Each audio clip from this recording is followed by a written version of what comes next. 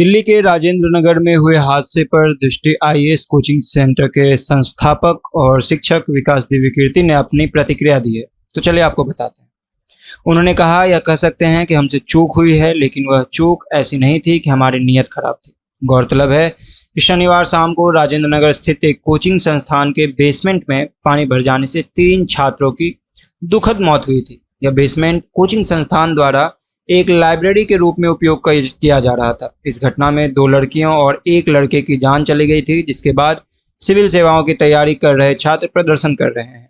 छात्र दृष्टि IAS coaching और उसके संस्थापक विकास दिव्यकीर्ति के घर के बाहर भी प्रदर्शन कर रहे थे। सोशल मीडिया पर भी उस मुद्दे को लेकर व्यापक मुहिम चलाई जा रही थी। इस पर प्रतिक्रिया देते हुए दिव्यकीर्ति ने समाचार एजेंसी से बात की और अपना पक्ष स्पष्ट किया। उन्होंने कहा, हमसे चूक हुई है, लेकिन यह चूक नियत की खराबी से नहीं थी। नियमों के स्तर पर हमसे गलती हुई है। दिल्ली में 1000 से ज़्यादा कोचिंग संस्थान है और शायद ही किसी के पास शिक्षण संस्थानों के लिए जारी की जाने वाली फायर एनओसी हो। दिव्यकीर्ति ने आगे बताया कि करोल बाग स्थित उनकी 4-5 इमारतों में से एक का बेसमेंट सील कर दिया गया है। उन्होंने कहा, करोल बाग स्थित हमारे बेसमेंट को लेकर हमारे पास कमर्शियल अनुमति है और वहां पर सिर्फ ऑफिस चलाया जा रहा था।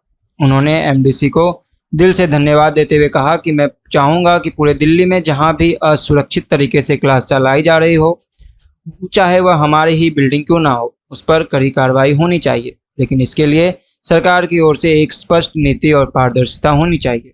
इससे पहले दृष्टि आईएएस ने भी सोशल मीडिया पर पोस्ट करके अपना पक्ष रखा था। उन्होंने कुछ पॉइंट्स कहे थे, जिसका चौथा, 5वां और 6ठा आपको बताता हूँ। इस दुर्घटना का चौथा यह है कि इस दुर्घटना को लेकर विद्यार्थियों में जो रोष दिख रहा है वह पूरी तरह न्याय संगत है। बहुत अच्छा होगा यदि इस रोष को सटीक दिशा मिल सके। सरकार कोचिंग संस्थाओं के लिए निश्चित दिशा निर्देश लागू करे। इस संबंध में हम सरकार के साथ सक्रिय सहयोग करने को तत्पर हैं। 5वां पॉइंट यह था कि कोचिंग संस्थानों से जुड़ी यह समस्या ऊपर से जितनी सरल दिखती है उतनी है नहीं।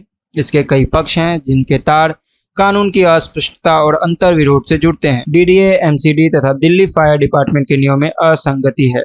इसी तरह Delhi master plan 2021, national building code, Delhi fire rules और यूनिफाइड बिल्डिंग बायलॉज के प्रावधानों में भी काफ़ी अंतर विरोध है। दिल्ली मास्टर प्लान 2021 को छोड़कर किसी भी दस्तावेज में कोचिंग संस्थानों के लिए स्पष्ट प्रावधान नहीं दिए गए हैं। आशा है कि केंद्रीय गृह मंत्रालय द्वारा नियुक्ति समिति जब 1 माह में अपनी रिपोर्ट प्रस्तुत करेगी तो उसमें ऊपर लिखे अधिकांश बिंदुओं का समाधान मिल सकेगा। 6ठा पॉइंट यह था कि हम पूरे विश्वास से कह सकते हैं कि टीम दृष्टि विद्यार्थियों की सुरक्षा को लेकर अत्यधिक सतर्क रहती है। वर्तमान में हमारी मैनेजमेंट में फायर एंड सेफ्टी ऑफिसर का विशेष पद है, जिस पर कार्यरत अधिकारी national fire service college Nagpur से पढ़े हुए हैं और बड़े अस्पतालों और मॉल्स में 14 वर्षों तक यही कार्य कर चुके हैं। वे प्रत्येक भवन का नियमित रूप से सेफ्टी ऑडिट करते हैं। इसके अतिरिक्त प्रत्येक भवन के लिए एक अधिकारी की जिम्मेदारी होती है कि वे रोज सुरक्षा के 16 बिंदुओं को चेक करें और इसकी सूचना बिल्डिंग मेंटेनेंस ग्रुप पर अपडेट करें। हमारे क्लासरूम जिन भी भवनों में है उनमें आने जाने के लिए कम से कम 2 रास्ते हैं, ताकि किसी भी आपात स्थिति में बच्चे सुरक्षित निकल सके। तो कैसी लगी ये जानकारी हमें कमेंट करके जरूर बताएं और बाकी के खबरों के लिए देखते रहिए 9 न्यूज़। धन्यवाद।